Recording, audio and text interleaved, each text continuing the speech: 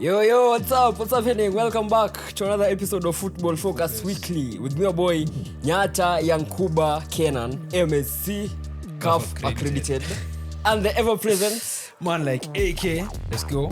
And the producer himself, Mr. Mojez Yokoresh.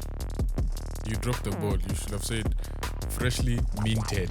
Freshly minted. CAF accredited. But nishaanza. Lazima jinangu niseme hapo. Yeah, so today tuko episode 48. 48 count again. The new county yenye wanaweza tengeneza huko Kisii. Inaitwa Nyanchwa. Kwenye nakuwa MP 2032. Zizi 32. 27 is when he's getting married. 2027 sasa inaenda kuweka tu maposter.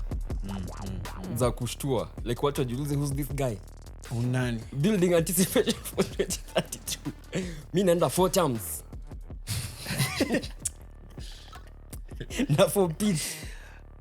Na for Pete ka Pep. Bas. Yeah, so hizo ni miaka ngapi? 20. Yeah. Alafu after that sasa ndio nikuwe president. But FKF nilete FIFA Club World Cup huku nani? Nifanye venye nafanya Shabana wacheze. But anyway, today we are not here for Shabana. How was your weekend, Mr. AK? Disappointing. Ilikuwa fiti actually. Mimi nilikuwa NTV. Nice. Hey. What? Kwanza unajua nisemaje?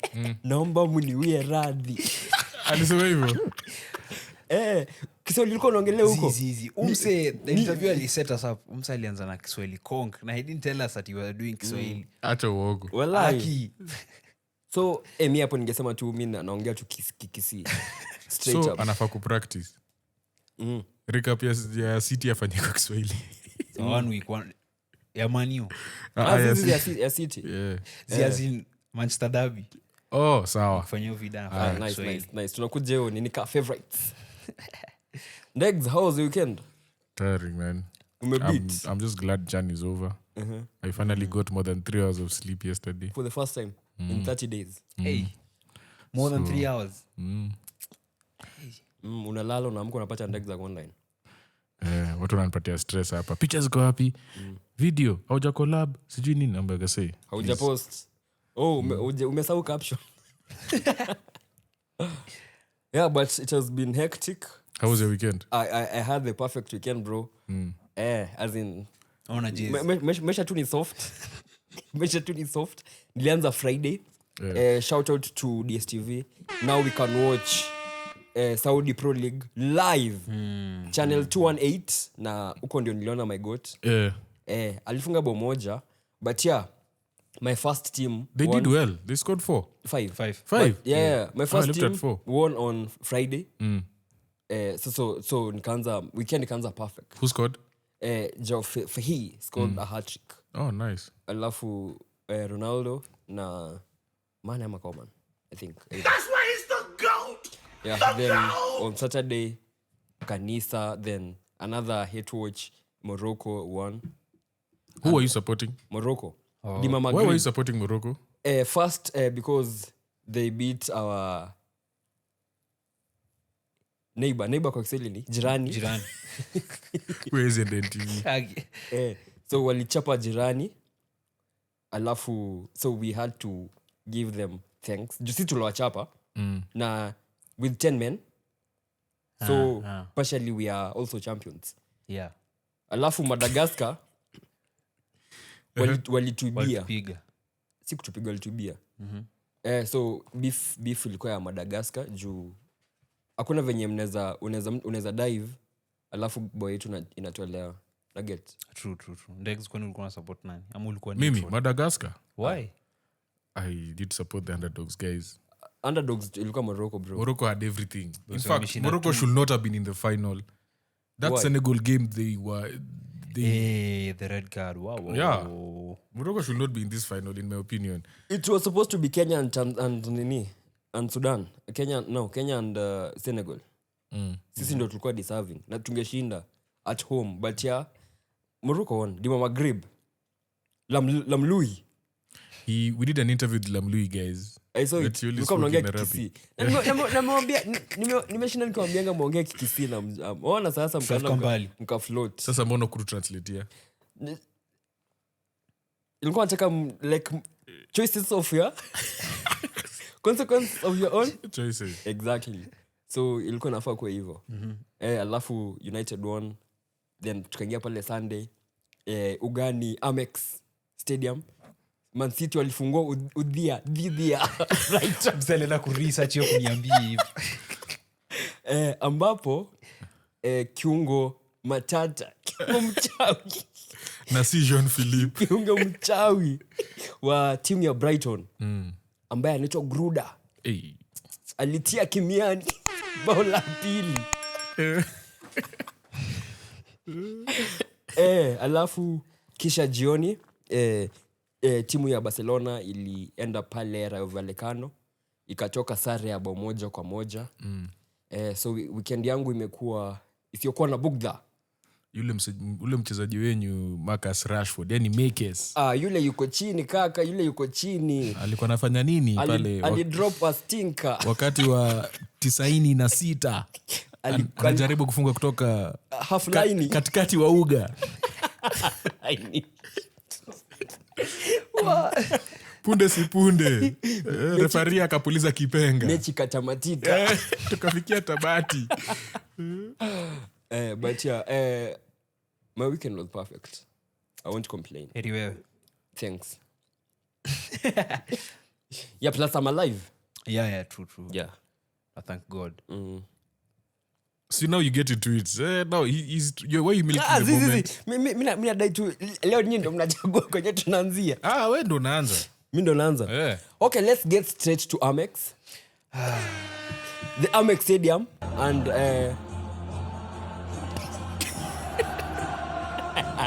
imba bro, imba. Na. Goodbye.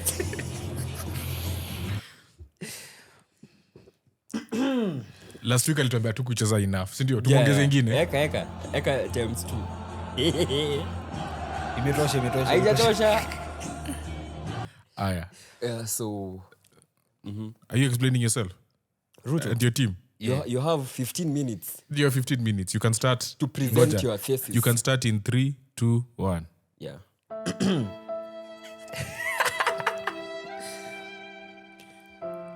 Really. So, yeah, it was a very disappointing, disheartening performance from the boys. Yeah. Coincidentally, it was the same result as last year. Haaland opens the scoring. We think we're in cruise control. We don't finish our chances. Hapo kwa kudhani sasa ndio kuna shida. Yeah. Hapo very well. You think. Tukaingia half time 1-0, 45 minutes, just hold on.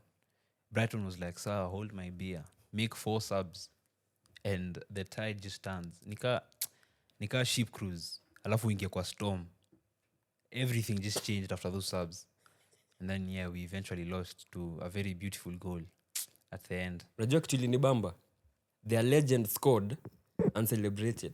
As he was dedicating it to Jota, he had to celebrate. Before that, Zia alifanya hivi. Si ndio? Hiyo ni kwanga sele yake. Angenua mikono tu hivi. But hata yeye awarate. Manza acheni kunikuko la acheni hizo. Continue. But yeah, on a serious note, it doesn't look good. And yeah, that aura City used to have, it's not there anymore. I used to see City dominate possession. The opponent couldn't breathe when we had the ball. But now it seems like every team can open us up easily. Because even Brighton, before we scored that opening goal, there were signs they were going to score for the beginning minutes. Obviously, Haaland didn't finish some chances. Yeah, 1v1s, headers also. Yeah, and eventually we were the cause of our own demise for not capitalizing on it. I was impressed with Rodri. Rodri came back, he controlled the midfield, but obviously he couldn't do anything. As he said, I'm not Messi. Yeah. He couldn't do everything by himself. And when Kusanov came off, it was, we just knew and say tough times are coming. And also Matheus Nunes, and the gig is over. The gig is over. Because we can see clearly he's not a defender. Even though he's playing out of position, Manze, we can see someone like Sobozla. He's playing out of position, but it's exemplary. Yeah. So yeah. Hopefully in the next few hours we can sign a right back, which is probably impossible, but I still have the delusion. But yeah, City's expectations, I think, from that game should be lowered, and it's alarming, very alarming signs of Manze, the things that are happening right now to the club. It seems that the tides are turning from that domination era. Yeah. What do you think? Acha nitoe table Kuba Minte. Acha nitoe table kwanza. You sound very different from game week 1. Yeah, what happened? As the game week 1, I did mention that there were some things that teams can exploit against us. I remember. You didn't say you're back? I did. No. I never said we're back. So here's the table. Niko na 2 tables. One near Manchester, like the Yorkshire area. Ingine sasa near the whole Premier League. So nianzia gani? Unadai tumechagua. Premier League. United are 9th. Relegation favorites. United are 9th in the Premier League with 4 points. The victimization, victim mentality. City, who will be going for their 5th Premier League title in 5 years, 4 years, 6 years, are 13th with 3 points. You know me, I usually look at the table up for game week 10, game week 20 up. See all post screenshot after game week 1. Zizi, I never did that way. So you guys are pointing fingers. Ndegz is right. You said you guys are. Kuna mtu alisema you're back. I never said we're back. I mentioned Chucky, ukatuambia Chucky, ukatuambia Oscar Bob atashinda player of the year. Yeah, I said that, but I never said we're back. I said ukatuambia mnashinda treble. I remember mentioning we still had defensive problems from the Wolves game, and I was right. Those same problems, we experienced them at the Amex. I didn't say we were fully back at we're going to win the title so easily. So you're still winning the title? Hopefully. Ukasema Rangers hizi anzia Kenya. Yeah, but anyway, I think there's something that I've noticed with City, and I saw it kwa pre-season. I see pre-season, it was the FIFA Club World Cup. That, especially the second goal, came as a result of that highline. Hey. Bro, if you see that screenshot of like where the build up, you would think Brighton are the ones defending. Yeah. Because they had 5 players. In your half, yeah? In our half. Alafu, Kusanov, yellow card. You unaelewa. He was kicking players. Yeah, he got injured though. Yeah, but alikuwa angepata red card. Then I think Pep is not Peping. It's either the other Pep is influencing him negatively, or there's something that Pep ameanza kufanya yenye it's so un-Pep like. First ni Sahi mesigned Donnarumma, who's not good na on his feet. Yeah. Now he's going to be your first choice goalkeeper, right? Shot stopper though. Yeah. Pep anataka, like Pep atakangi mtu wako one dimensional.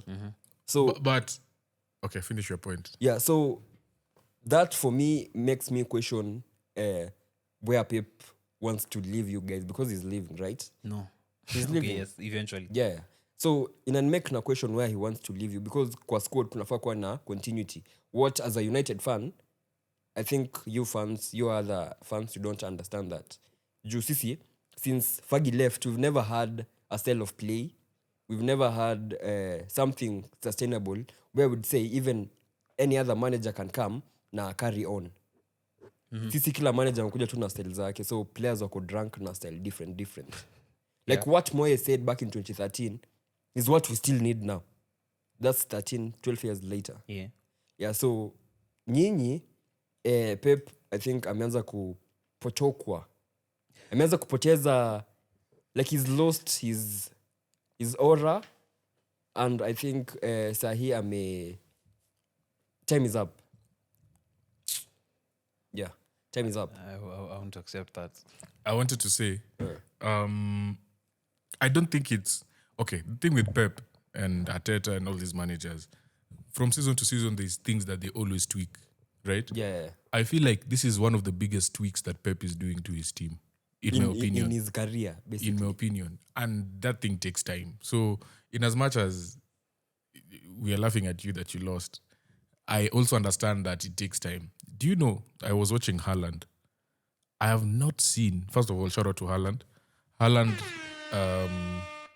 has the most goals in 100 appearances. Yeah, 88. 88. Number 2 with Which is 79. wild. Shearer is 79. 103 GA in 100 games. In fact, 105. now I think it's 105. pop quiz.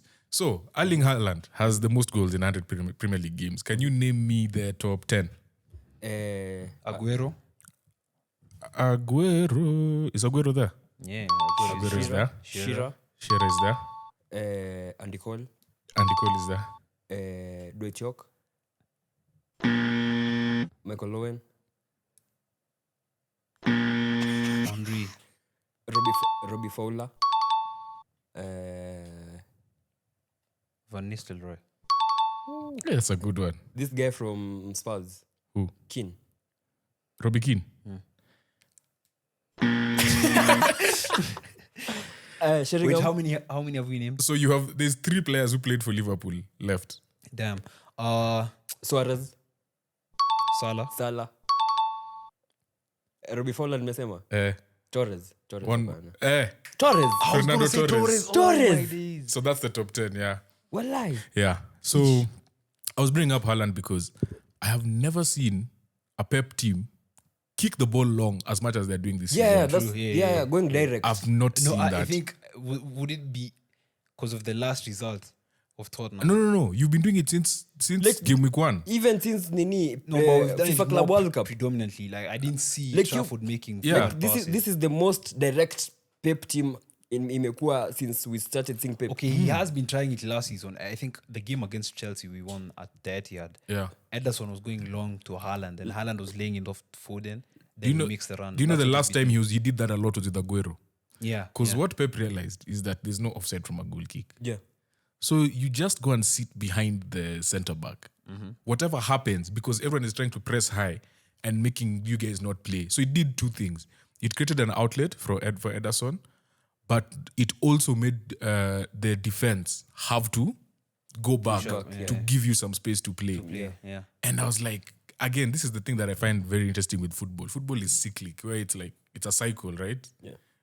We leave some tactics, we go to new ones, and then you always come back to like the old same ones because ones, like now those ones are the most effective. So yeah, I feel like Pep is trying out new things, and I don't think, first of all, he's trying out a lot, and I don't think I've seen a bigger turnover in your squad as you have this season. True. And on top of that, you lost one of your key cogs In De Bruyne. in De Bruyne. So Also, I think it's our youngest squad since 2012 in terms of average age. Yeah. So for actually Ndegz said what I wanted to say. I think we are seeing the Pep trying to mold something different within his principles. Tiki-taka and taka-taka at the same time. So Yeah, but your next 3 fixtures is United at home, Napoli at home, Arsenal away. I would like to make a complaint to UEFA formally. Manze, how are we playing Napoli on a Thursday evening and we play Arsenal? you're playing on Thursday. Yeah, We're yeah. playing on Thursday evening, then we play Anzia Arsenal on Sunday. Anzia Manu. No, okay, Manu we play Sunday too. Then You know, it's crazy because That's the it's- first game back. Yeah, it's Yeah. after international break.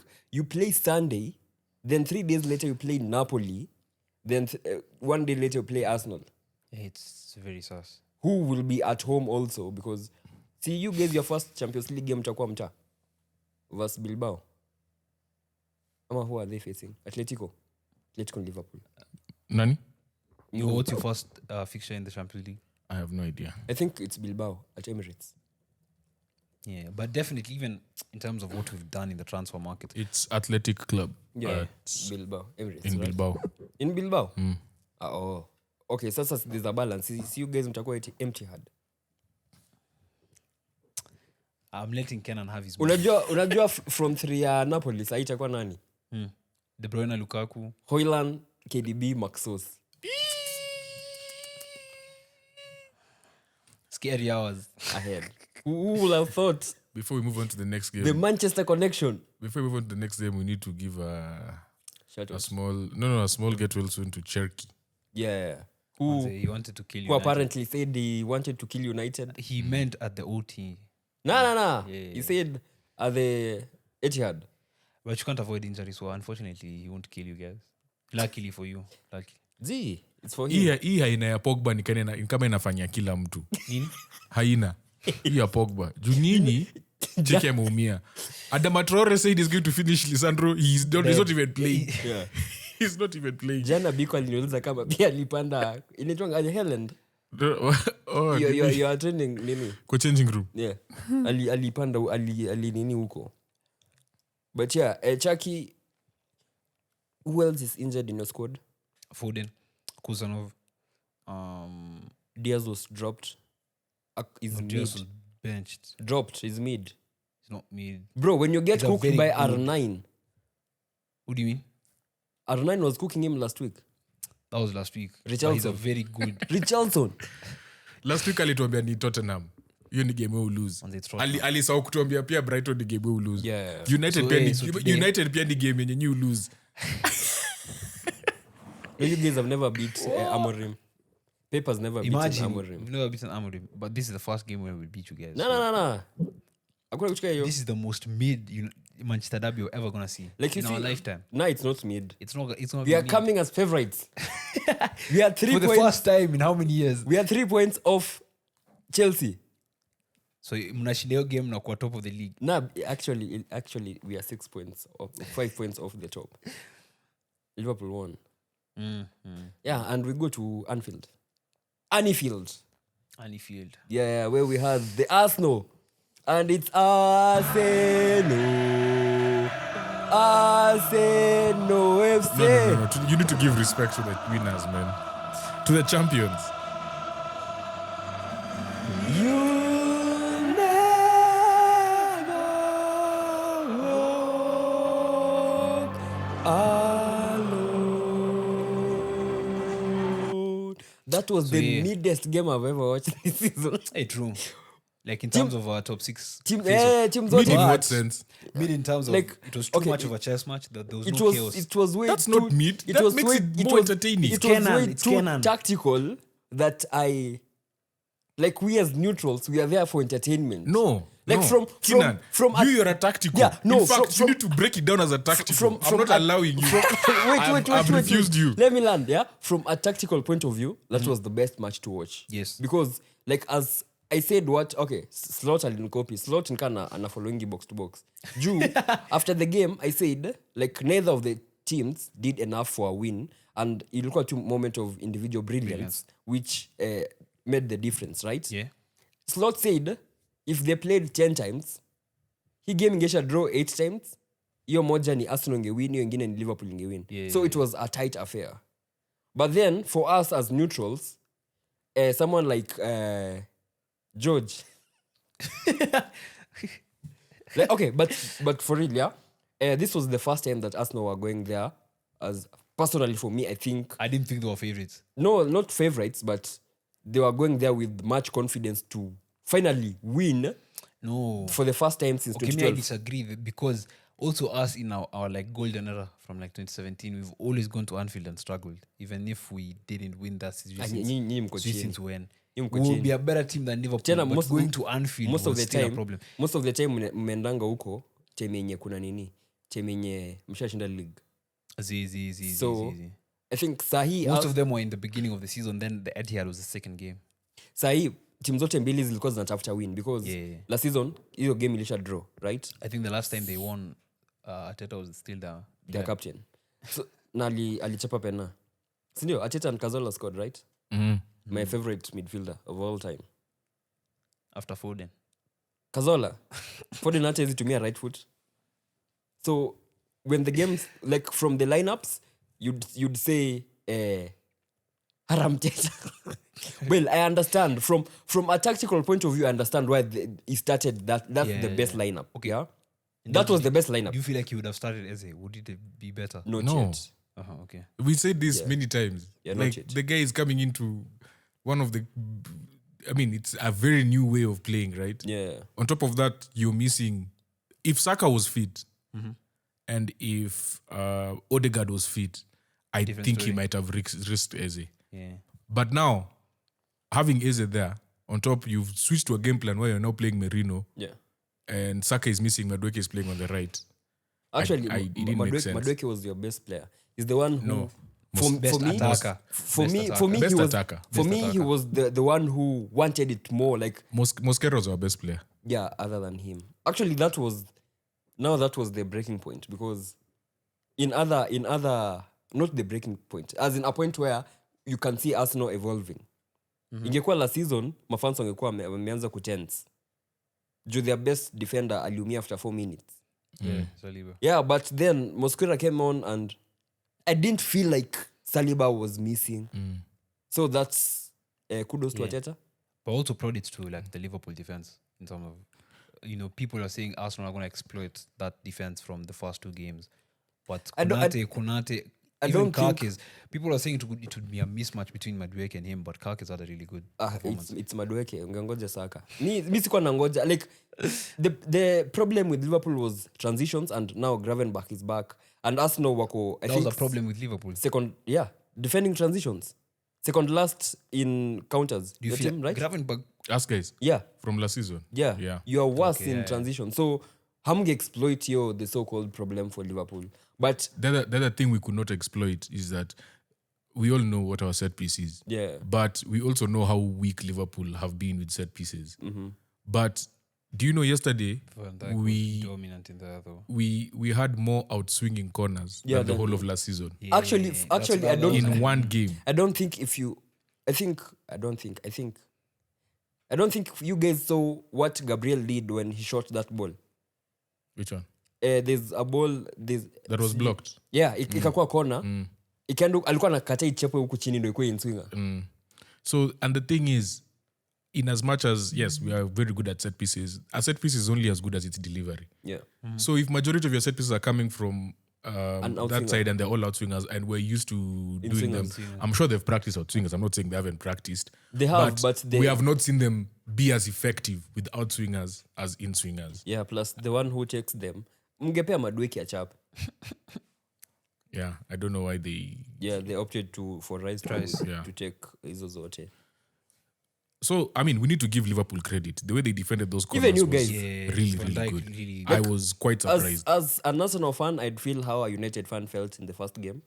Because you'd think we did enough for this game, but one moment... I don't think we did enough. It's fine margins. I feel like when it got to about the 55th, 60th minute, Liverpool realized Arsenal have taken the crowd out of this game. Yeah. We need to bring this crowd back. So they started, and you could see our legs are sort of going down, right? And now when you go to the bench, that solidity you had with Merino, and so now you've brought in Eze and Odegaard. Obviously, they're attacking players, but you sort of lose out of a bit of that defensive stability, but you have more attack, right? But that's where Liverpool wanted to be. If we're not going to win this game, let's at least have like a basketball match where it's going a bit back and forth. Yeah, chaotic. Yeah, and that is what they thrive on. To be honest, that is how they upped the tempo. That's how they brought the fans into the game. By the time supposedly I was kicking that, in the 80th minute, the fans were in the game, as compared to first half where we killed the fans completely, which is something that we rarely do at Anfield. So, I mean, obviously there's positives, but then at the end of the day, they stepped up the tempo from the 50th minute, built it up, then finally supposedly stepped up. From the positioning of the keeper, I mean, Jojo ni bao. As in, but the quality of the delivery. The goal was so good. Like, no keeper will save that. But the position of the ball, unaona ingekuwa ni side, ile yenye, like, it was way too central, yenye keeper unaweza simama katikati. But we've seen David Raya rely on his wall. Yeah, even but the goal against the Fernandes, guy, he did the guy thing. targeted the right side of the wall. Plus, it was a knuckle ball. No, technically, no. I thought it was too until I watched it from the back. It curved like this. It curved. Yeah. Curved. He targeted the right side of the wall. Deep. It dipped, of course, it dipped. It dipped, but it also curved. The way it curved, he was. That's what I'm saying. He was targeting the right side of the wall. Ronaldo is happy wherever he is. He's like the technique of it, and the thing is, normally when you're that far, you kick it high. But you see, by the time the ball goes over the wall, you've seen dipping. it. It's coming. It's dipping. Yeah. This guy sort of hit it like towards the right side of the wall. So by the time he's seeing the ball, it's past the wall. Yeah. As opposed to the one you can see it coming over the wall. It really didn't come over the wall. Like, so the technique was super. Like, it was just superb. It was brilliant. But that goal was amazing. I was, obviously as an Arsenal fan, you're sad. But if there was anyone who was on Sobo's, like, last season. Yeah, it's you. Yeah. Plus, So I felt- it's time you sell Martinelli. Let me tell you, Anze kuangalia juu. the thing with Martinelli is, so now you're looking at, I agree. Going forward, yes, I agree. Yeah. Do you remember when we were pressing? Yeah. Who were the 4 people who were pressing for us? Martinelli, Havertz, Odegaard, No. Yesterday. Gikonyo, Martinelli, Madueke, Martinelli was not pressing that much. and Merino. Calafiori. Yeah, and Calafiori. Calafiori, our left back, was pressing higher than Actually, he was Martinelli. inverting also. So Martinelli was the one who was doing all that hard work. There's one where he went all the way and got it back from Salah. Like there's 2 times where he stopped the attack with Salah, and then there's a third one where he actually got the ball from Salah as the farthest guy on the left side, which we did not see with Madueke on the other side. Yeah. So I agree. Going forward, yes, he needs to look up. But bro, that guy is work rate. Defensively, That's what it's made important. Salah has never, I don't think, okay, someone needs to check this stat, but somewhere in the game, I think they said he has never gone a game without creating a chance or getting a shot off in a game. Actually, all the shots were blocked. One. He had one shot, which was blocked. One. The Only whole game. One. He had one shot the whole game. The second one. That block that was blocked outside the box. Ile Chiesa. That's the only shot he had in the whole game. He did not create a chance, and he did not have a shot even off target. Crazy. And that is the work rate Martinelli had on that wing, because you cannot tell me that one person... Calafiori, there's no way Calafiori stopped Salah on his own. Yeah, especially and half the on time pace. he's inverting. He's Uko in front. Yeah. Something had to be... Gabriel, Calafiori, Martinelli combination was... I don't know. Even Ekitike. Yeah. Because Ekitike didn't really have a chance. He was physically dominated. And it's the same thing with us. We did not have any chances. Konate, as you said, was brilliant. Yeah. Van Dijk was brilliant. Hey bro, Gikonyo is so strong. You know, for Konato to body check you alafu bado unasimama. Hey, that guy is strong. Ndio maana alichapa delete hadi karibu faint. That guy is strong. The other thing is, as an Arsenal fan, I've seen people who are mad. And I'm like, guys, it's the 3rd game. Okay, but the thing is, do you feel like with this tactic of you setting up deep to defend, like I've seen comparisons with like Mourinho, the way he usually set up, if he's setting up defensively, Guys. it's not aesthetically pleasing, but he'll have killers in front. Did you watch Mourinho? He'll have killers in front, yeah? Mourinho was different. Mourinho was a different breed. There's an element of it. I'm not saying, but it cannot be Mourinho. Yeah. And then again, there were moments where when Liverpool had 71% of the ball, we decided to have the ball and we got it off them and we put the crowd out of the game completely. What Mourinho used to do is that he you could have 71% possession. Arteta's way of fighting that is, let's take some of that 71 so that at least we calm them down. Mourinho's way is like, give them more. Let them be more frustrated. The ball, they can even get it to 90%. You can have it all you want. But he'll frustrate you. So that's a different way of playing. So Mourinho's a different breed. But do you feel like Arteta plays not to lose? I wouldn't say that because, like, if you play not to lose, it's hard to finish second 3 times in a row. I think there's okay. It's hard to finish second. He has evolved. Sean Dyche used to play not to lose. Like quality of the squad. But that's what I'm saying. That's what I'm saying, right? Like, he has defensive solidity is something that he holds in high regard. The season where the first season, we were the top scorers of the league. We were the best defense in the league. When you finished second, when the first time, like after 349 they won 2 nights. Yeah, that one. Yeah. Best defense, best attack. Yeah. We were still defending this way. No one was complaining. No, that time it was different, bro. No, but our attack was wild. Our attack was wild. You were exciting. Yeah, but it was the first time we averaged less possession in Arteta's era. Out of those 4 years he had been, we had never averaged less possession. Yeah, because I was shocked when you came to OT and we had 70 possession. The guy doesn't care about possession. He's like Benny McCarthy. Moments. Have the ball. Moments. Oh, yeah, we'll have moments. But as an Arsenal fan, I'm not. There's a lot to come. There was a lot of changes in the squad. Yeah. But the I motivation have factor. never seen us quiet that Liverpool crowd like we did yesterday. Definitely. So for me, those are my positives. I think Only to feel. the other positively, like each team has those 2 or 3 players who, like, watch our fight could miss at the same time. But you guys had Saliba, Saka, and Odegaard not starting there, as in missing that game or If part it of was the like game. previous seasons, it's a scary game for them. Yeah. Plus, I think the person they missed the most was Havertz. Why? Havertz was bullying Van Dijk and Konate at Emirates. Plus, you know, Havertz is a smart bowler who, like, okay, majorly off the ball, his movements create a lot for the wingers. Ungepata amedanganya Kakezo akaenda huko katikati kufight, Saka akona space huku chini. Ama Konacha amemfuata sijui wapi, Van Dijk ako exposed. I think that's one aspect that Arsenal fans don't see that Havertz brings. Before the game, I told Biko, Van Dijk is going to have a brilliant game because for some reason, Van Dijk does so well against big strikers. Yeah. Like big Even physical Haaland, strikers, even Haaland, he does well. The strikers who Haaland run, move around, Evan Nilsson, these shifty guys is where Havertz is where he struggles.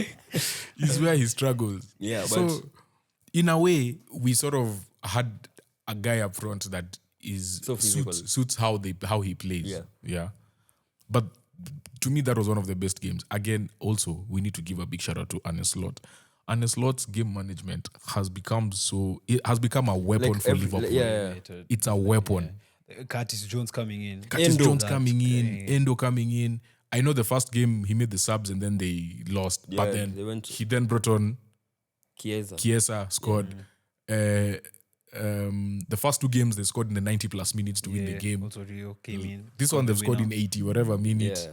And it's all about game plan. Like the way he understands game state and how he changes with the squad is second to none. Currently in the league. On current form.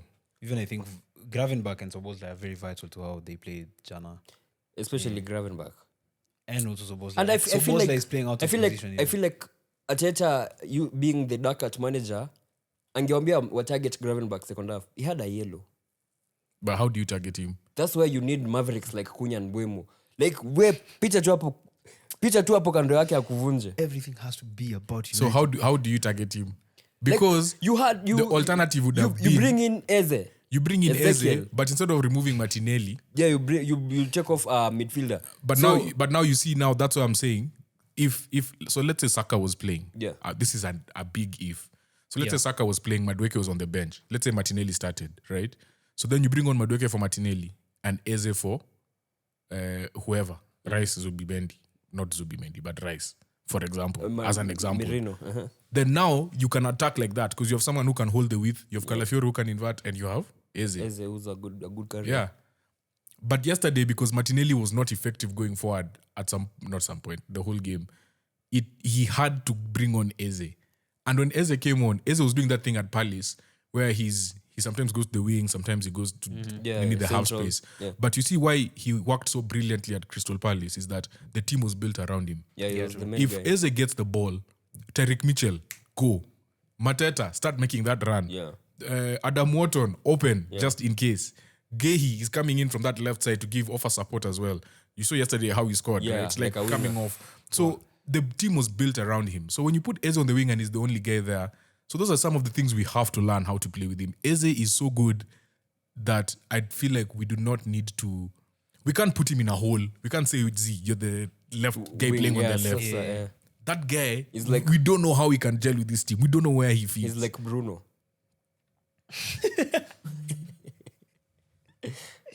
People who are good but they don't have that positional discipline. They can't stick to one position. Yeah. And it's unfair if you have them sticking to one position. And it hurts your team. Yeah. Foden, yeah. Oh, hapana. Uwezi tumia right foot yake. Another thing, I think Timber did well versus Gakpo. Like every time Gakpo was cutting in and amnyanganya ball. Like we all know when Gakpo was work on that one move. When he cuts in, do you guys feel like all the Dutch people like neutralized each other? Yeah. When Timber was going forward, Van Dijk was there. When Gakpo went forward, Timber was there. Like they were just so... Plus, I feel like you guys haven't learned yet how to play with Gyökeres. There are times he was making a very good run, but... Especially the Martinelli. But hakuna mtu anampass. We heka tu your ball. Asha kucreatea nini. Like that's why you need players like KDB. I was waiting for him to say Bruno again. I wanted to say Bruno, but nkana mtajam. But you need players like that first time ball. Yeah. Away. Yeah. Then when Odegaard came in, there's a pass he made between sijui alifanya aje. Like he's the best creator in and around the box. KDB will never come close. Bruno will never. in those tight spots, Odegaard is the best. Like the way he moves the ball. Utaona tu ball napita mbele yako unaweza shika. In tight spaces. Yeah, in tight spaces. He's the Bruno best. was doing that. No. Yeah. KDB na na Bruno. one example, the one against Leicester where KDB na both Bruno. defenders were stretching out but they didn't touch the ball. KDB na Bruno need space.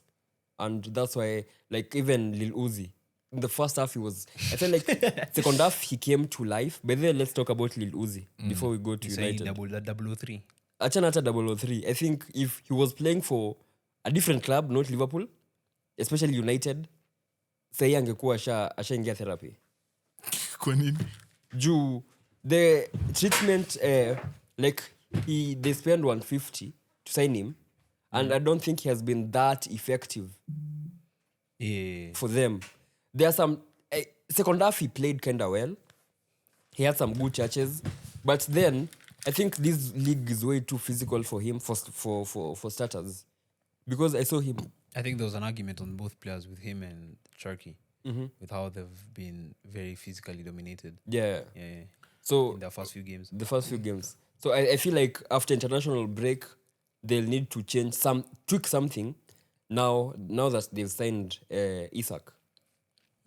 I think the easiest tweak is give him the ball high up the pitch. Yeah, not deep where... Because now he's coming deep so to deep collect, to come and collect. Yeah, but then that's also, how he plays. if you think about the first 3 games, Bournemouth was his debut. Sour. Newcastle.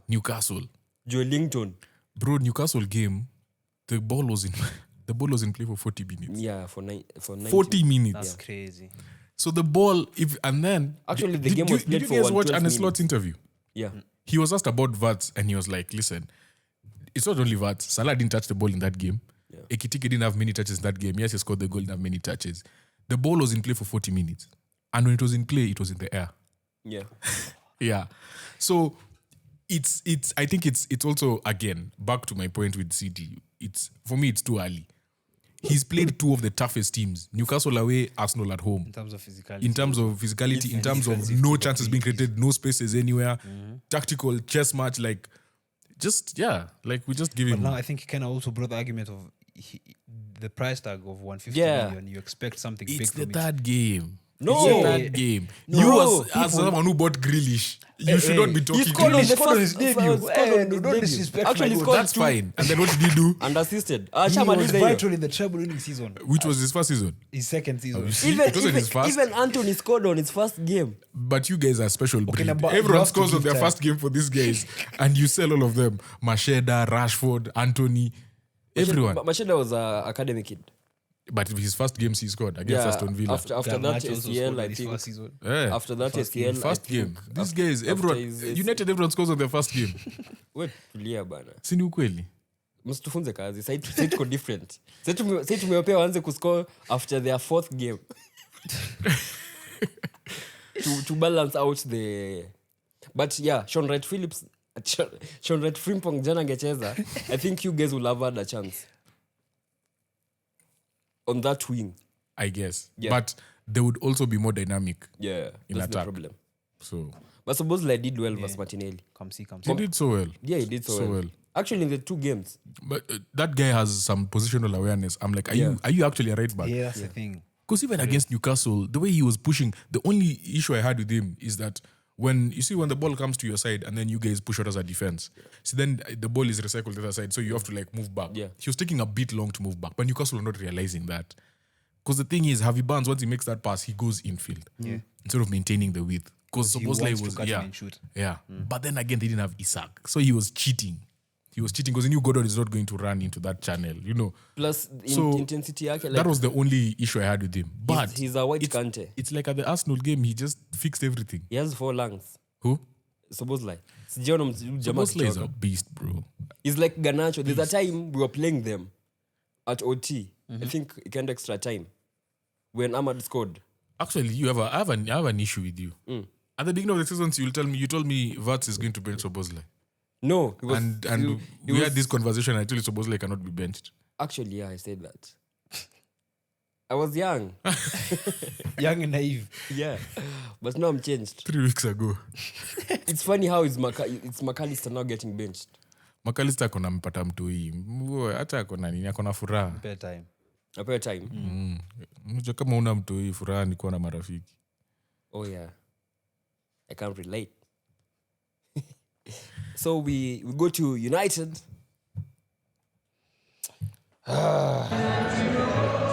Yeah? Take me home to the place I belong, to Old Trafford. See United, take me home, United Road. Can we just agree that we have to talk about both games for United? Take me home. Because listen, there's no way I go and make graphics Take me for home. Grimsby and we don't talk about it. True. But have your moment. Take me You guys home. want 3-2. Tell us more. I have notes. Tell us more. Let me cook. Let me land. Let him cook. Hizo notes ziko wapi? Acha Nani kwanza- aliwafungia? Bruno, On goal. on goal. top scorer. On goal, yeah, on goal is our top scorer now. Uh-huh. On On goal goal, has, Bruno and Mbuemo. yeah. So let me first. Actually, no, Mbemo has 2. Oh yeah. Ziko wapi hizo notes? Nilikuwa Harry naandika. Maguire. I have OG. one. When As you're looking for your notes, I have them. were you happy about Amorim's performance? extremely happy. What if you guys didn't have that penalty? Would you still be Extremely happy. Like the economy was The comments doing wonderfully. the economy was bro, like this I think in as much as his system is flawed, on that we agree. I think this is the first game where the season, hopefully let's it be the first game and the last, where I wouldn't like pin blame on the manager. Because first half we will have scored 6 goals. You're giving Amorim credit. For this game, I think I am. Like season blame. Wengi watafunja redio zao, wengine watafunja television. They will not believe. Naanza na They credits will not before I cook him. So Who are you cooking? Amorim, but I'll still cook him. After giving him credit, you're still going to cook him. Higher. United fans. So we go to expected goals this season. Yeah. United are second. We have 6.7 expected goals, But you scored. but we scored 4. 4. Yeah. We have in touches in opposition box. United are first. We have 100 touches in the league. We have shots on target per match. Wait, isn't that a big improvement? Very big. Because last season you were one of the last, yeah? Yeah. We were not one of, we were the last. I was trying to be polite. So, tuenda kwa shots on target per match. United are third in the league. Tuende kwa big chances created. United are fifth, but we've scored only 4 goals, right? Then stat ya pili, say nawapea stats, pure stats. Stat ya pili ni, Ini after tulimpea pure stats last week, no man. stat ya pili ni, who remembers how Klopp used to react when Liverpool are taking a penalty? He looks at the fans. Why are you guys cooking Amorim for looking away? Because the fans is with the fans. He wants to be with the fans. This guy cannot be looking at his new shoes. Every time. Klopp was looking directly In to the fact, fans. No, he was looking at the stand. Amorim was so Uko bad. juu. Even during our corners. Even during corners, he was looking at his shoes. Yeah, that's the first thing. The second thing, versus Grimsby, he got out his tactical board when we were 2-0 down, and the game ended 2-2, right? He was cooked, but then Arne Slot, Mourinho, Thomas Frank have openly showed their tactics, their tactical board, but they haven't received the same treatment. Why? It's Man United. They didn't lose to Grimsby. Okay, true, yeah. Pena, as in your Ndegz, you've played football. Umefika pena against a League 2 team. Bro, like penalties The standard. hazina standard. mwenyewe, right? Acha nitafute stat Why ya- are you in that position? stat ya tatu ndo hii. After the first 3 games in the Premier League, hii ni small sample size, but it's something positive. United have a non-penalty XG of 1.8 per game versus last season 1.41 they had in the same period, an improvement of 12%. Hadi hapo tuko sawa?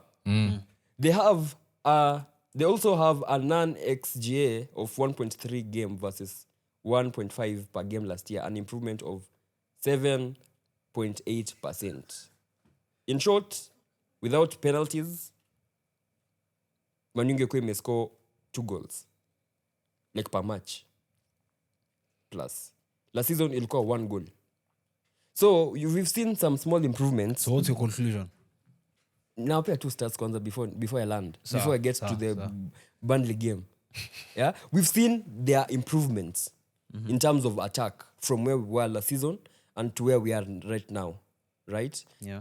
The problem, however, is the same issues we had: the build-up, the pressing, The midfield. The quality of chances created, and sustain attacks are still there. And our spine, that's the midfield, the goalkeeper, and partially our attack, before Shesko came on, was still kind of blunt. So as a manager, you have to tweak something. Amorim was asked about, I sent you that stuff. You sure? Nilikutumia even what Amorim was asked. The tweet.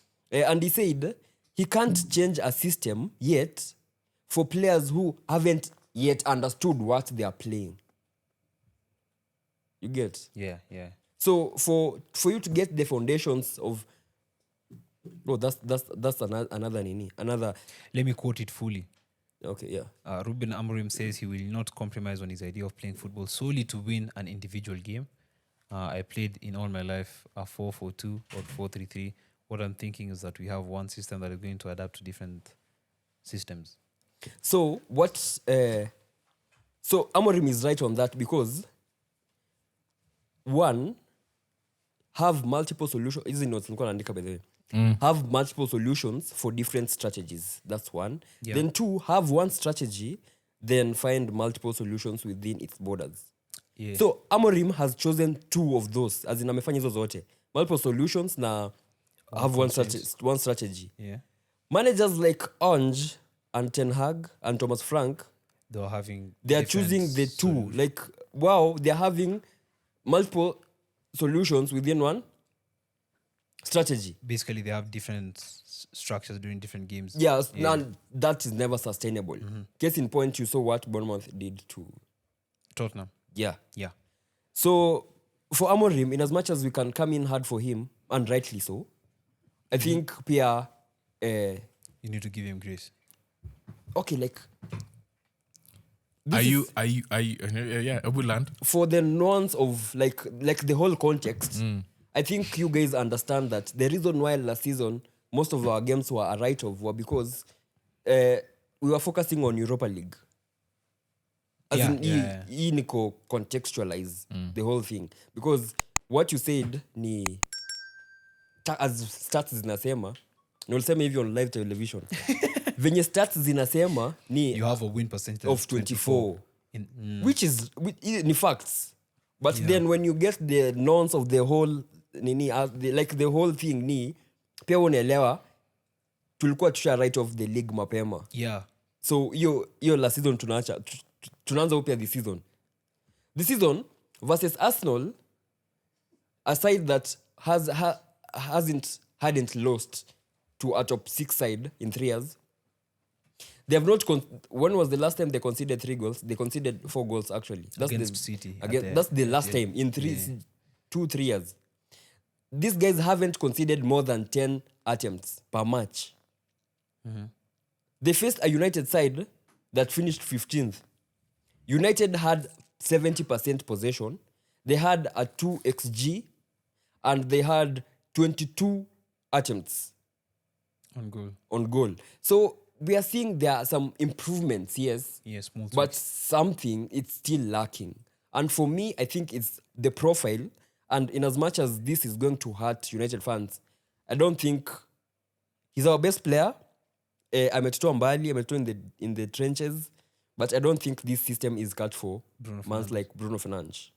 And as a manager, you can't bench him. So you're building the team around a guy who's not playing first in right position. Then secondly, a guy who doesn't have positional discipline for the system you're playing for. Exactly. Because Bruno anafaa kwanza like tunacheza na double pivot, right?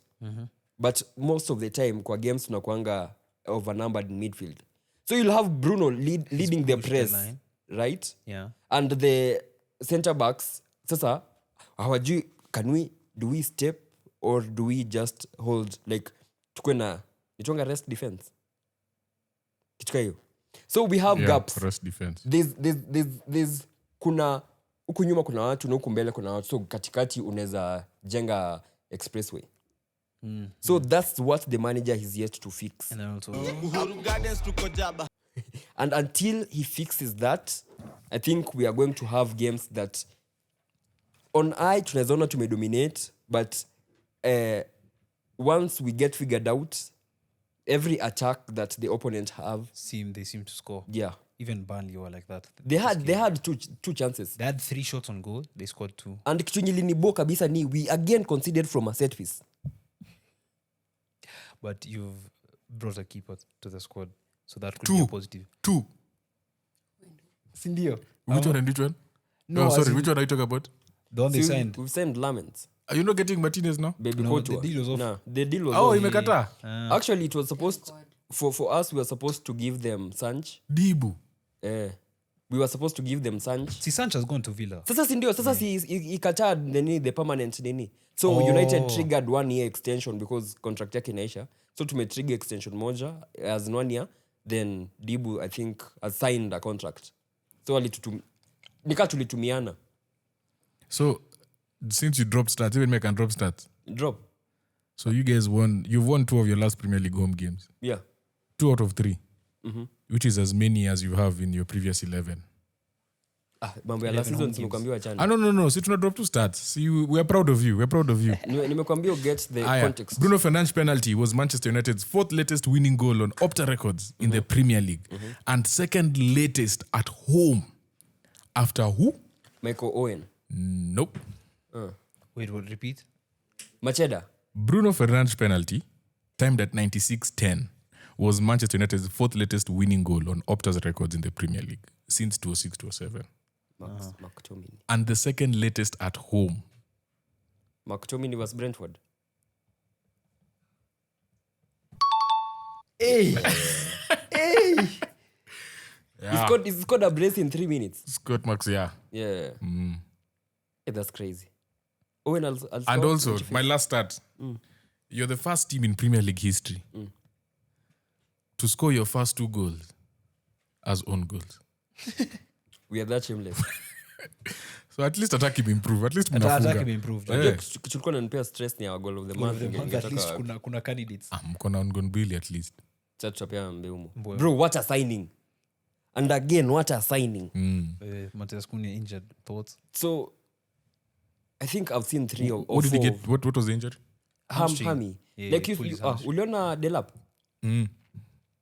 He was making the same run. Like it's the same copy paste. Profile. Copy paste like of the injury. Or the injury. Yeah, running in behind alafu anashika Hammy wanasema. Yeah, so hopefully we pray. I pray that he's safe and he faces Rico Lewis in 2 weeks.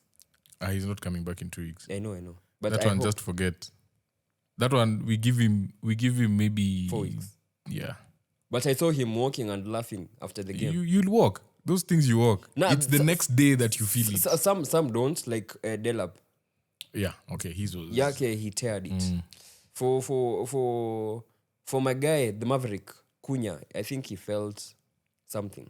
Alafu, our best player in these 3 games also is injured. I'm scared. Who? Mason Mount. Again? He was injured. Alafu taken off. Again? Okay, apparently, because ama ni main walipewa time acheze juu Amorim said Mason Mount felt something. Alianza? Akamzi main wa kwanza. Mount alianza. Mount. Yeah, he cooked Walker. Walker is washed. He's still the greatest right back. Tukanyimwa kwanza tulinyimwa pena. Usikie? That was never a penalty. It was a pen. He was pulling his shirt. Nah, he wasn't. He was. You play football, you can't run like this. But someone unamshikilia. Hand off zinakubaliwa. So Walker pia ya kufanya hivi. Walker pia alikuwa amemshika. So the guy was like, niache. Unamwambia niache lakini you're pulling him to you. Uongo hiyo. Hapo no tulionewa, but yeah, in the 95th minute. The grand scheme of things. As in, that's when you know how players are stupid, because Ahmad was never getting to that ball. True. He's never. Why you? He was never getting to that ball. Alafu unamvuta. Na alikuwa amedive mara kasi and he's hadi obviously akapewa. going down. Hadi akapewa kadi hiyo game. So for me, I'm still not convinced. Yeah, we won. And for United fans, I don't remember the last time we won. So I enjoyed this victory. But as Ndegz said, Baya it's sana. early days. I don't know the next time we are winning. I really don't know the next time we are winning a match. I feel like no, you're winning the next game. Oh, versus City, yeah? Yeah. That's we are Checky, going. me, I'm just going by history. We are going their favorites, by the way. For some reason. We're at the Etihad. I mean, does that make a difference? Okay, sir. But I think I just mentioned that we lost our aura. I think a big shout out to my boy Dice. I think sijui kama namjua. He's a Kenyan tactical. We were talking to him about Amorim, and him and I can see things that You can see things that fans wengine hawaoni. uh, In the sense that, yeah, the system is not working, but then there's Positives. not positives. As in, it's a 50-50 thing. You can't solely blame on the manager.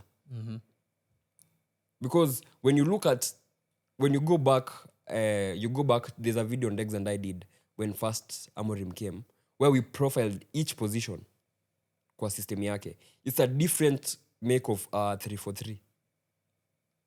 From the one we have now. Like, for him, it's a different for the 3-4-3, because initially wing backs need more of defenders. For his system, one of the wing backs is a winger, an actual winger. Can I ask you a question? Ask. As a City fan here, Rutto can tell you, even Pep, when he was winning his 4 Premier Leagues, he kept on changing. Yeah. As we were getting our consecutive number 2s, even as we were sort of tweaking things here and there, Amorim hasn't figured out his nini yet with this squad of players. Yeah. But everyone has seen how he plays and what he's trying to do. Yeah. And we are studying it, right? When he finally gets it right, do you feel like the league will have already caught up to him? No. Because he's to you, does he seem like someone who's ready to change tactics? Is not change tactics. And I go back to what I was telling you. Tweak. You can't change what players haven't understood. Yeah. So that's why I'm asking also you. Yeah. So that's For why half a season. Monajibu question. That's why For half a season, he has tried to implement this system. But we are seeing what you guys are trying. When he gets it right, we'll know what's coming. Let me ask you. Will it be easier to stop? Let me ask you right now, before I answer your question. How many goals have we conceded? I don't know. Arsenal Arsenal Burnley won. twice, Fulham once. Fulham once. Grimsby. Or Grimsby 2. 6. Tell me, out of those 6 goals, how many goals have we conceded purely on structure? Like, it's a structure, like ni team will build hadi ukaona hii ni flow ya structure. Fulham. Grimsby the first one. Hizo. Set piece ni structure pia. Ama si structure. As in, those are individual mistakes. Oh. Zenye ni 50-50. If we had Raya, your game ends 0-0 ama we win 1-0. If you had Raya versus Grimsby, we win 2-1. I don't know why I'm never convinced by like those stats that if we had this player, you know. Umetoka kutumia ifs game ya gani? Game ya City. Oh, if Pep did this, if he did that. This guy loves putting words in my mouth. Ndegz said big if. So you need capital if, IF. So let me use if. Acha ni wa gaslight lakini. Sasa tumemaliza story ya Burnley. No, let me answer your question. Yeah. Again, it's a big if. Teams are already finding out, right? But then there's something that you usually tell me. There's that something that you ume perfect kabisa hadi mtu akijua. You can see, you know what's coming, but you can't stop it. Yeah. Case in point, how does your team build up? Playing from the back. As in players, sema kitu. Formation. 1-2-3, 2-4-4, It's 6-6-6, 2-5-2.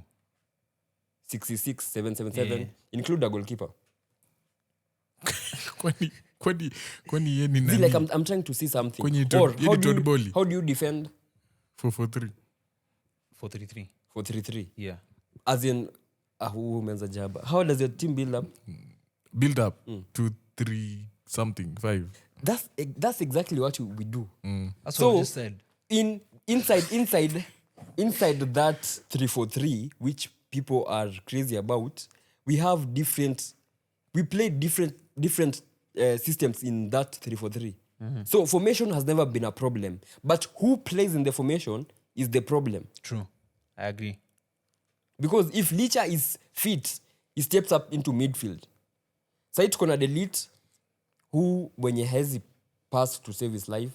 This same Licha that you want to sell. He can't defend channels, and you know that in this system the space inakuanga hapo between wing back na left sided ama right sided center back kwa any any back 3 system. Sinivo Rutto. Yeah. So we don't have the right profiles yet for the system completely, and again the manager has to do better. He has to show us that I have bumps, but let me make these bumps adapt. If Fergie can say, give me Zidane and 11 pieces of wood, I win new Champions League. Do you need a midfielder? We Yes. need... Personally, I'm 50-50 on it. Why? Even if we send Rodri, if the system is the same, where one player is left to cover that distance and whatnot, but to suffer. If we send a midfielder and change something there... No, see, you're signing a midfielder to say that you're profiling Bruno in the wrong way, where he's playing. As in Bruno anafaa aende. But now, if you team. sign a midfielder who's a pure 6 and starts it at a pivot, After we sign a pure like a they'll pure be- 8, Bruno will still be on the team. As long as Bruno is on the team, unless he's benched. Oh, okay. Yeah. As long as Bruno is on the team, after we to sign Rodri and Rice, He'll play. he'll play. And we'll Hypothetically, still, if you sell him, that's why you see. that's when we can add a add. midfielder and Because the adapt. team is built around Bruno. Hata vas Grimsby venye hakuwa, tulikuwa tuna chance. We don't have anyone to look. Kwanza let's go to Grimsby. How like was that team? Hata mi ingekuwa coach ama Sheng akue coach. United wins. You don't need a system. You don't need whatever to play that game. Even only summer, you don't need like To win a game versus League Two side, wenye wako namba wenye walichapwa. And you know how shameless United fans are. Tulikuwa tunawabanta. no hate watch. We were hate watching Grimsby on Saturday and they lost. They lost? Yeah, they lost 1-0. You don't need a system to be that team. Yeah, true. Like the gap in quality. And to make matters worse, they rotated the squad.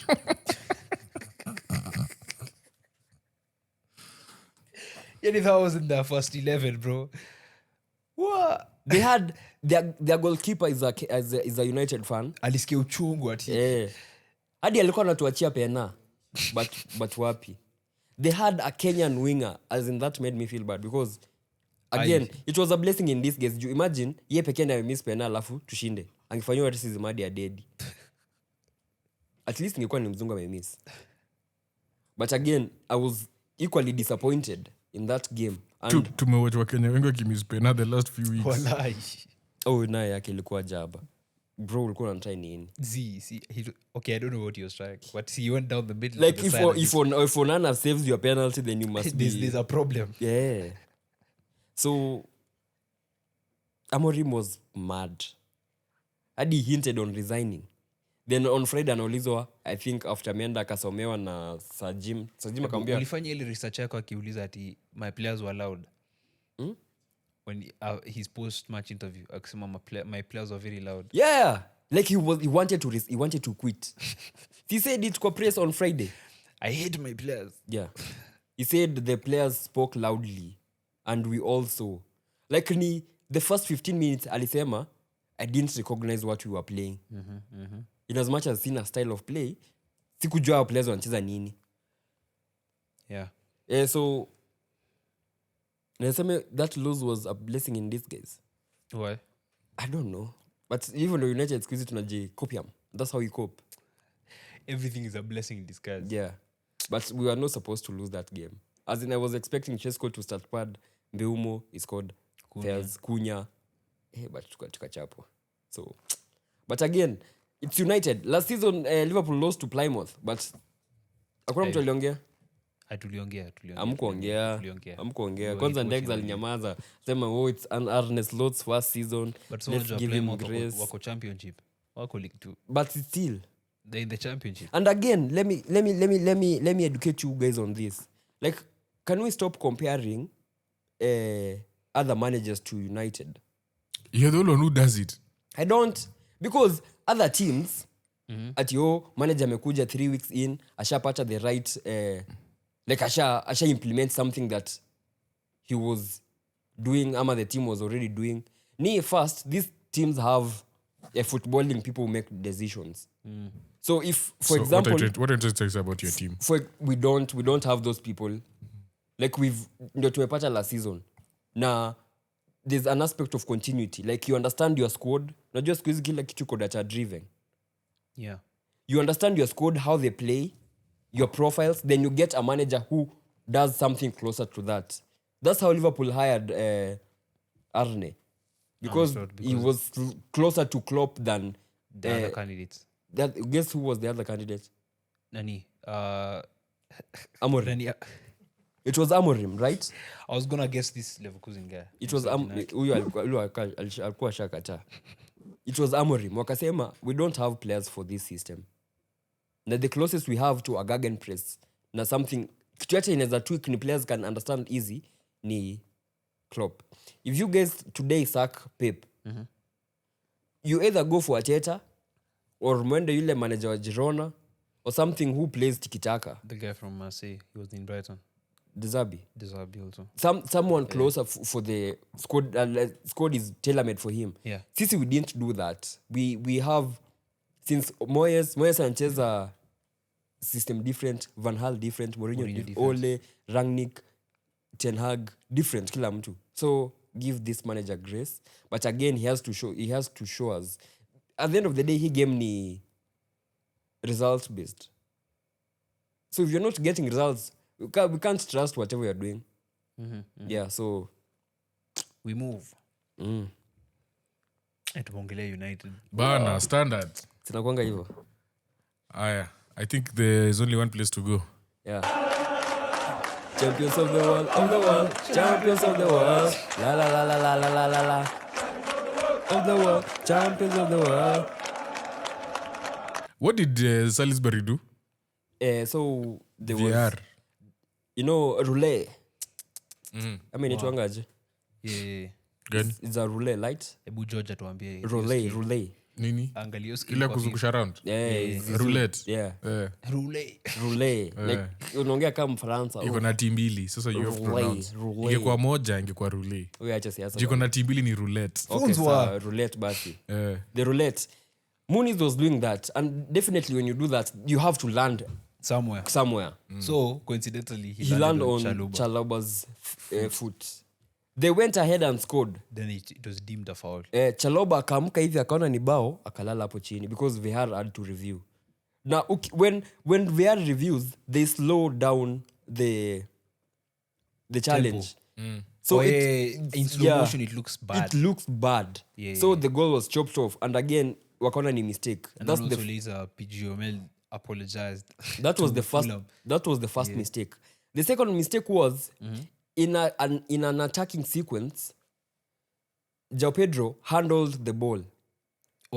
Before Chelsea scored. Yeah, the second goal, which was a pen. João Pedro handled the ball. Then someone shoved Anderson. The ball went back to a Chelsea player who crossed. Alafu ball ikachapa mkono ya player Fulham. Ikakuwa penalty. So when you review the whole sequence of the play. Yeah. Of the play. How they allowed the João Pedro handball and deemed the Fulham one offensive, and the João Pedro one was the first one. Different story. Doesn't make sense. And again, when you're 2-0 down away and it's a derby, game ishaisha. So in as much as Chelsea won that game, I feel like walibebwa. Definitely.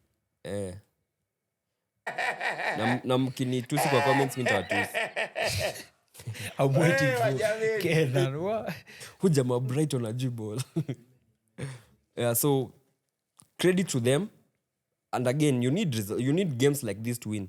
But those guys have quantity, not quality. But they also have quality though. They've sold off like the deadbeat wood. They have quantity. Bro, who's replacing Cole Palmer? Estevao. Joao Pedro can play in the 10. Who's replacing Delap?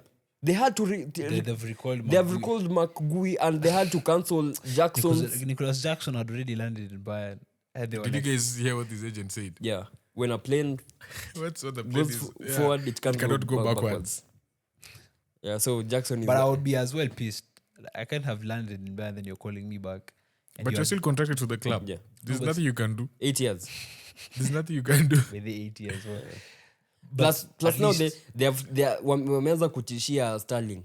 At look for a club or we terminate your contract. Bro, But give me the 30 million. Let me ask you guys a question. If you're Sunderland, do you agree to take back? If there was that clause, then yeah. Yeah. Plus they've gotten a better player. They'll send Brobery. No, but they can't do. You can't, like, unless there's money involved. If there's a clause that If Chelsea pay for it, they paid a loan for, as in nini. but see that clause normally is activated After 3 months. 3 months or like January. Yeah. But sasa sikuna hiyo fine. If they paid 5 million for Sanch, So maybe Chelsea so paid. maybe they paid $1 million for Ngui. The Ngui. Mark Ngui. He's no longer your player, so you should don't be worried. There's a Sunderland fan behind you. Ngui ni umbwa. Oh. Oh. Sasa juu mmefanywa hivyo. So I'm saying Brobery na some other guy. They're doing good. So what do you want to say about Chelsea? They have quantity, not quality. I wanted to say Pedro. Yeah, he agrees. Ndegz. Pedro. Pedro has had a hand in 7 goals. Which Pedro? Joao Pedro? Wow.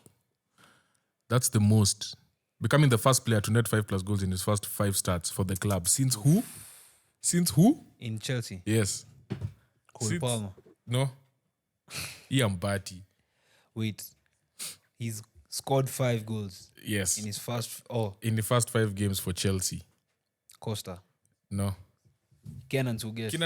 Ngoja. Ask the question. Pedro has had a hand in 7 goals across his 5 starts for Chelsea in all competitions. 5 goals and 2 assists.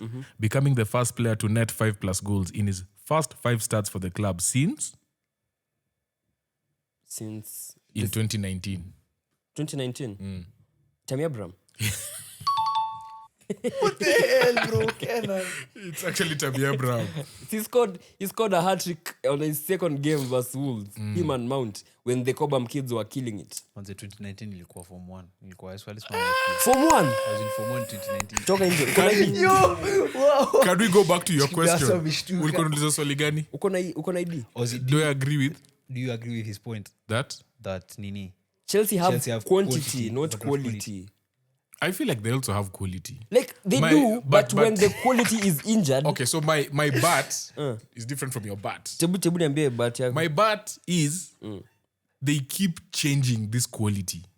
Like sometimes you need to give these people time to gel. Yeah. These kids gel. At the end of the season, you're shipped out. Look at those Sancho was playing. Yeah. You all kind of not, but we assumed worst case scenario at least they bring him back. Yeah. Send him out. Jackson was the best striker last season. Sent him. Now he's back, but they sent him out. Fofana. First 1% percentile. 1% percentile. 1%. First. Whatever. Percentile. Top 1% percentile. Yeah, top 1% in defenders. In what he does, that's a player mwenye you'd think he starts week in, week out. Benched. Dewsbury Hall, who came with the manager. We all thought that he's going to be gelling and winning with the manager. He's not gelling with Grealish. He's gelling with Grealish. Who else have they sold? Joao Felix. Madueke, who at the beginning of the season last year was one scoring of their better players. Yeah. He's not gelling with Saka. Then they've gone and got another Manchester United winger after getting another Manchester United winger. Who they will sell in 2 years. Yeah. To Arsenal. Yeah. For 50 million. Yeah. Plus 5 million add-ons.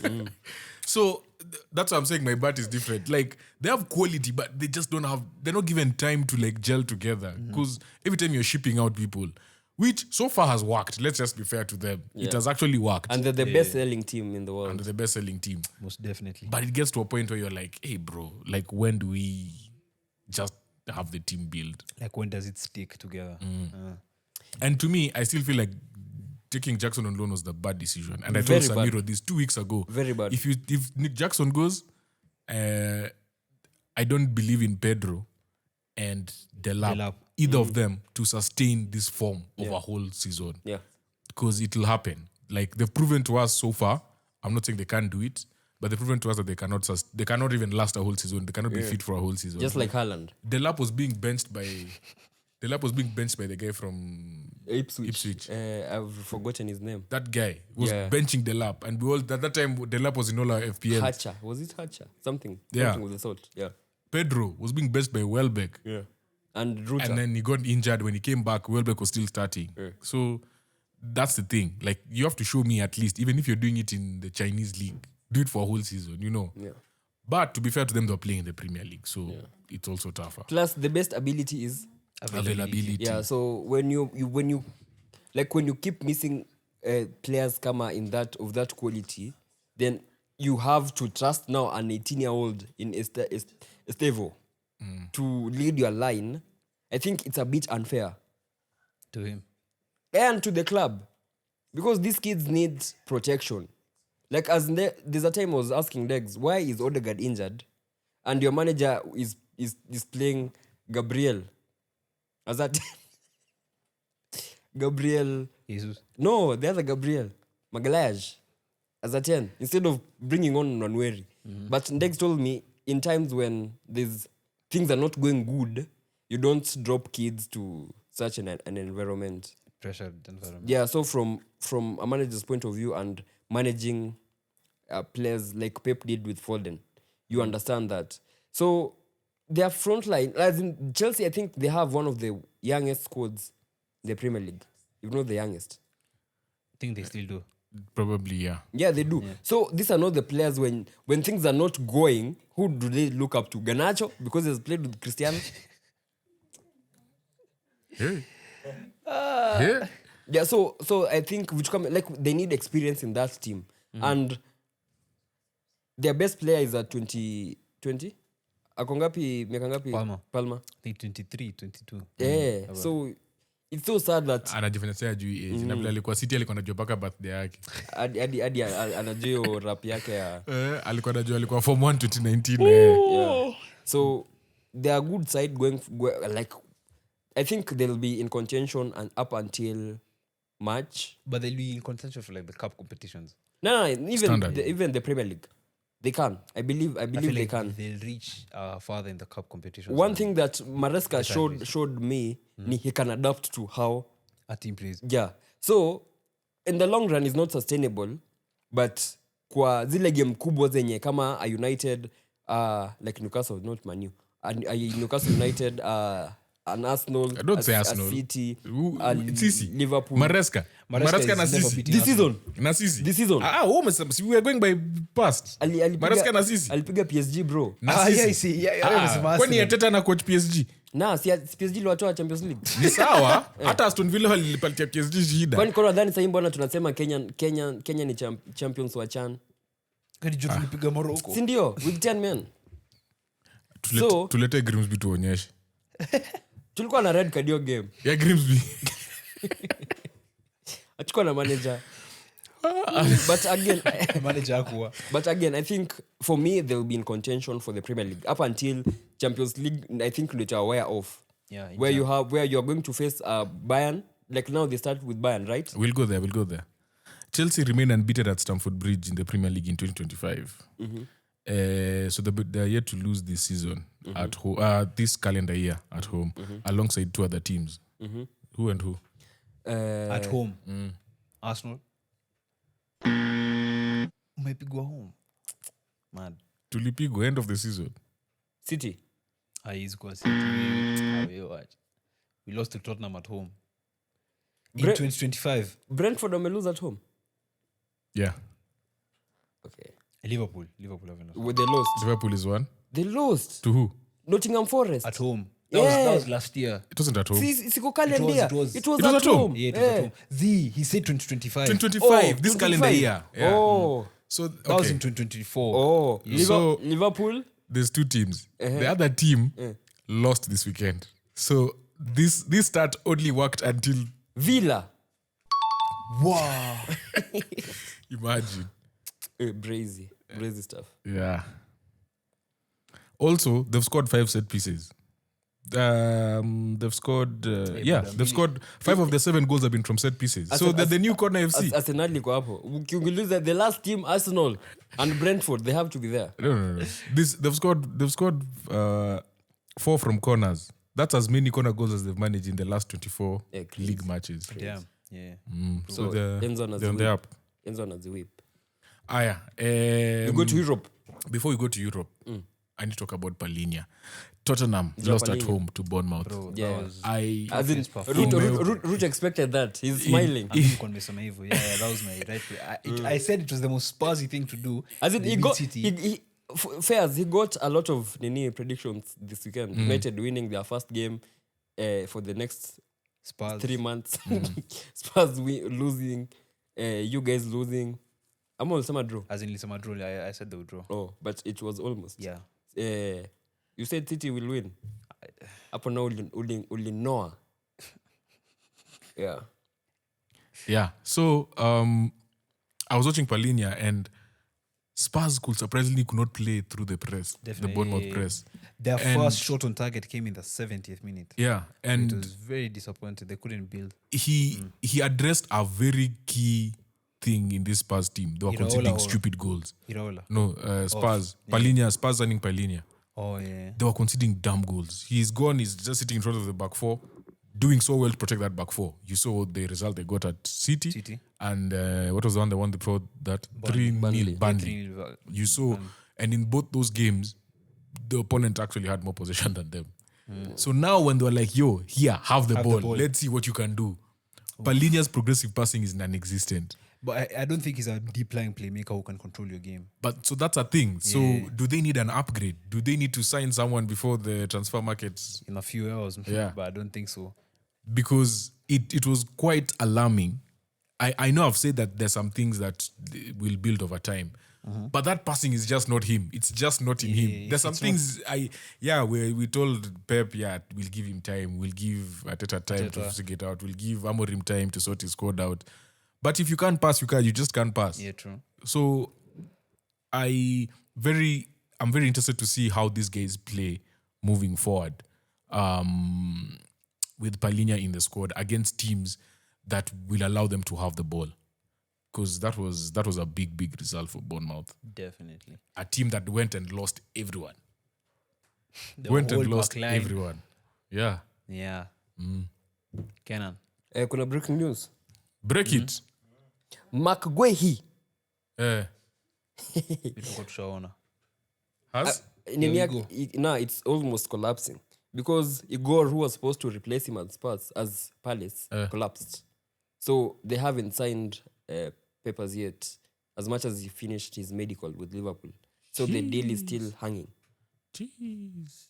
Natuko 5 hours. Liverpool wamsainie tu mse teke akuje ndani. Yeah. By the time people are watching this, we'll know whether he's a Liverpool player or not. And Ilkay Gundogan has signed for Galatasaray. Here we go. What? Yeah. Walai. Ilkay. Ndio hapa hadi akona picha. Isak was confirmed as well. That's a big one for Liverpool. Has the league gone? Oof, the league is gone, bro. It gone where and United are there. Mtu wa City amesema league imeenda. It's a shocker. Now can we go to Europe? I know what these girls talk about. Hata nikupatia soundtrack. Yeah. Talk about Europe. We go to the German Bundesliga. Gameweek 2. Where we have Erik Ten Hag has been sacked. After 2 Games. games. After 2 league games. Yeah. But he won his first one. He won his first... Nah, he didn't. No. No, DFP Pokal. He won 4-0. Yeah, he did. But then, In the league. again, I'm 50-50 on this. Yeah? Because I believe in giving people time. Yeah, and considering the fact that these guys have lost 6 of their I don't trust you. 11 players. Last night, this guy told me that clip for Amorim getting sacked. Make sure you post it. Mimi nilikuwa nimedoze nimeona asubuhi. He's the first person who texted me when he got sacked. There's nothing you're telling me about second chances. As in, I don't believe you. I believe Giving in managers that. time. No, you. let me land. Managers, yes, but Ten Hag specifically. This one, yeah. second Was chances. watching. He was Let me land. Na alianza last week by the way. Alianza agenda last week. What is will be sacked. This will be sacked. Football Focus Weekly, we've talked about Bundesliga. Last week was the first time we talked about Bundesliga. When water was wet. Today grass is green. Ten Hag has been sacked. Return on investment. So I think it's karma. Do you guys believe in karma? Yes. For what he did, Uko United. They should hire him and sack him tomorrow. So now since you're speaking of karma, is it also karma for Mourinho getting sacked? Mourinho also. Actually, even Ole Gunnar also got sacked. Even Ole got sacked. Actually, in the last 78 hours, 3 of former United managers have been sacked. Yeah. And they all replaced each other. Yeah. See, Mourinho was replaced by Ole. So Mourinho, Ole got, as in your sequence. It was Mourinho, Ole, Like, Ten Hag. Yeah, Ten Hag, because Rangnick was kushikilia tu. So imefuatana tu hivyo. So speaking of interesting things in Europe, It's what we call football heritage. Speaking of interesting things in Europe, did you guys realize that Leverkusen, Liverpool, and Real all just rotated right Interchanged backs? their right backs, yeah. Wow. I didn't even think of that. They all just rotated the right backs. Crazy. Vasquez to Leverkusen. Frimpong Sean to Wright Frimpong to Liverpool. alafu nani Trent to Real. Who apparently will be signing for City in January. Alexander-Arnold? Yeah. He's going to learn Monk.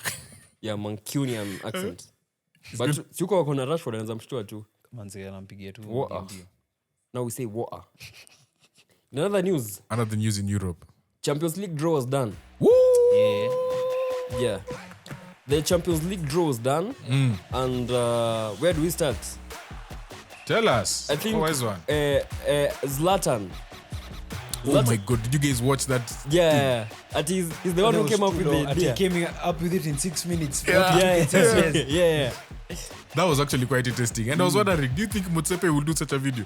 Sianite. I think wanafaa waniite for the next for CAF ya Africa. Me as CAF accredited. Yes. So Arsenal drew Bayern München home tie. No, ulifurahi. Internazionale Milano away tie. Atletico de Madrid home tie. Club Brugge away tie. Olympiacos home tie. Slavia Praha away tie. Kairaf Kaimati, bro. Almaty who are making their debut in Champions League home. Then Athletic Club Bilbao away. Then you have Chelsea. They drew Barcelona at home. Bayern München away. Benfica at home. Atalanta away. Ajax at home. Napoli away.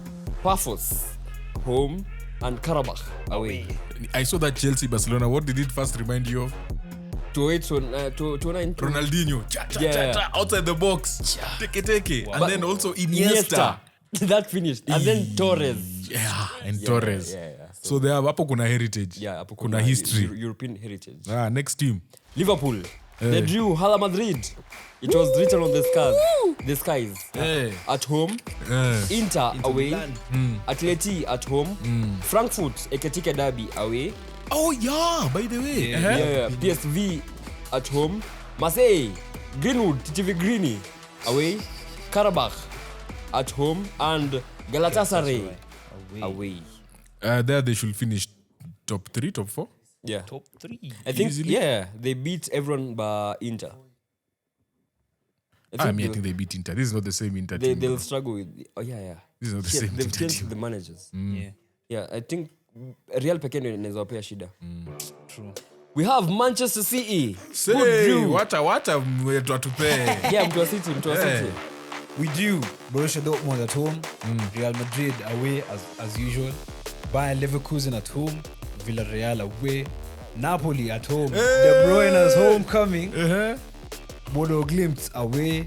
Galatasaray at home. Gundo homecoming. Gundo and Sane homecoming. Yeah. Then also Monaco away. Pogba homecoming. Oh yeah, I want you to give me 2 predictions. If you play like the City that played the first game of the season, where do you finish? Top 16. Top 10.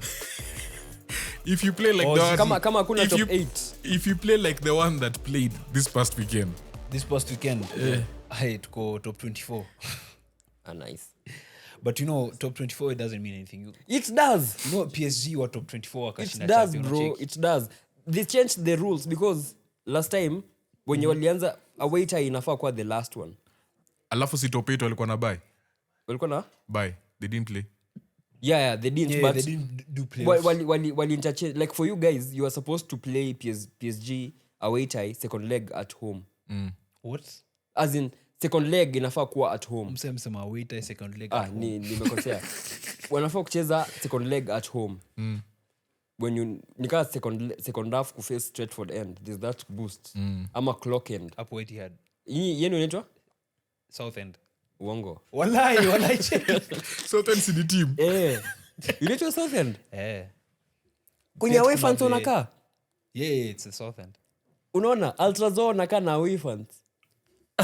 As in we are talking about the Colin Bell stand. Now we are talking about ends like the cop end, Stratford end, the Hell end, the clock end, the Sunderland netwaje. Uko kwenye mliaka paka nyeusi. Paka nyeusi end. Shabana we have the Dogo Khan end.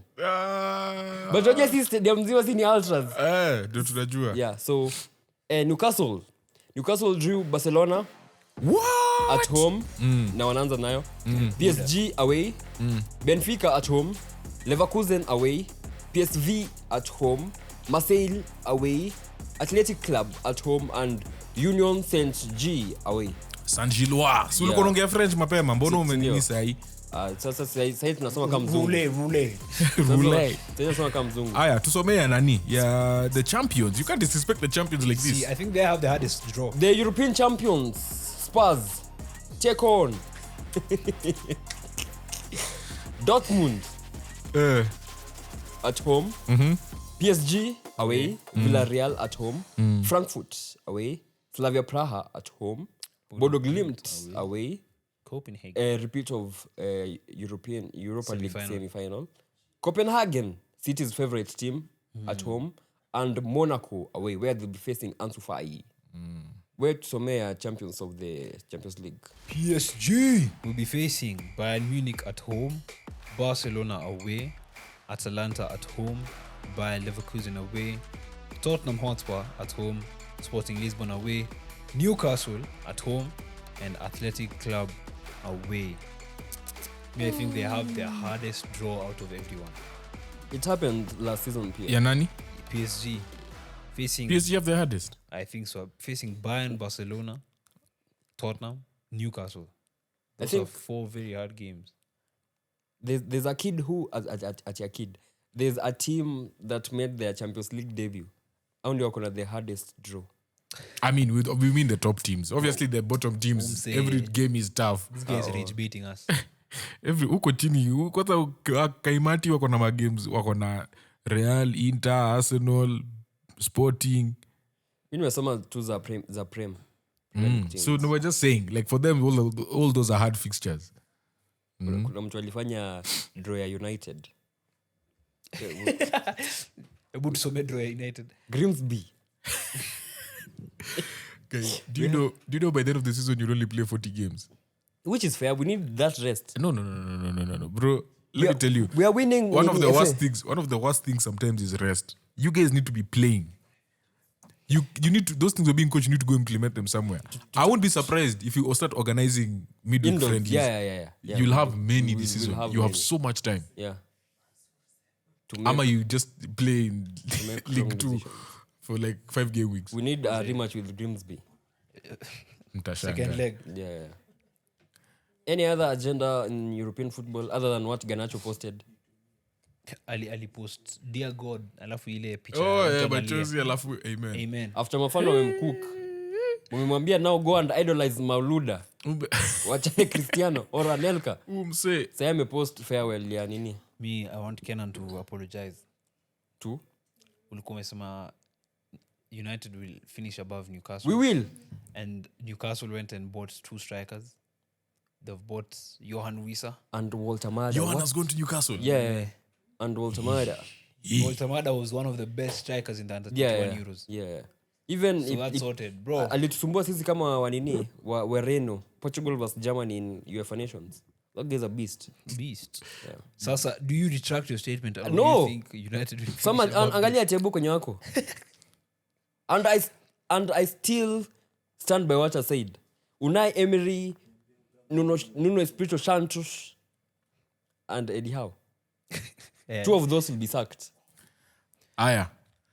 To finish off, before we finish off, or as we finish off, I want you guys to tell me the top 10 players XG this season.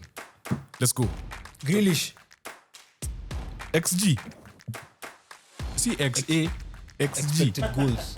Or Haaland. Haaland definitely has to have a high XG. Haaland is correct. Mbumo, Ati nani? Brian Mbumo. Ahmad. Ahmad. Z. Ekitike. Z. Damn. Victor Gyökeres. Z. Madueke. Sasa una guess tu. Okay. Chill. Joe Pedro. You've only given me one. Joe Pedro is correct. Yeah. Richarlison is Damn. Timu gani gani tumefunga bao mingi? Salah. Hapana. Salah. Semenyo. XG. Atumesema nani? Semenyo is correct. Beto is Ilman Ndiaye. That's a very good shout. But I'm sorry, sir. Isador. Mmenipatia tatu pekee. Iso? Mateta. Uyo. Okay, I'll give you the That teams. was wrong on Mateta. Yes. Crystal Palace. Ismail Assar. Aya. Manchester United. Cunha. Wait. Bruno.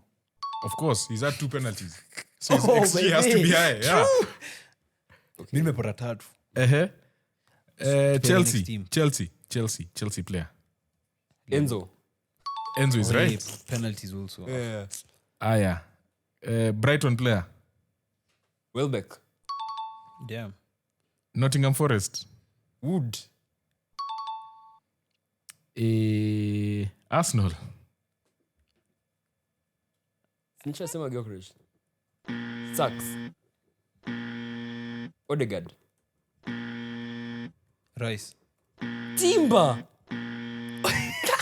Wait, what?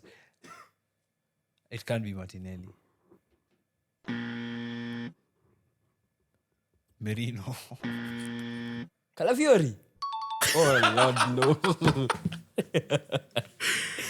And the last player is a Burnley player. Cullen.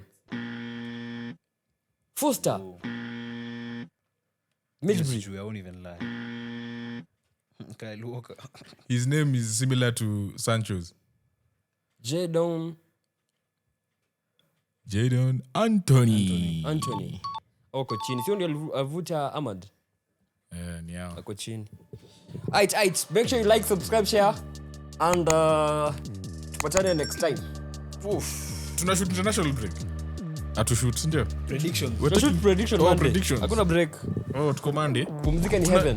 Tupumzika heaven. Yeah. Haya.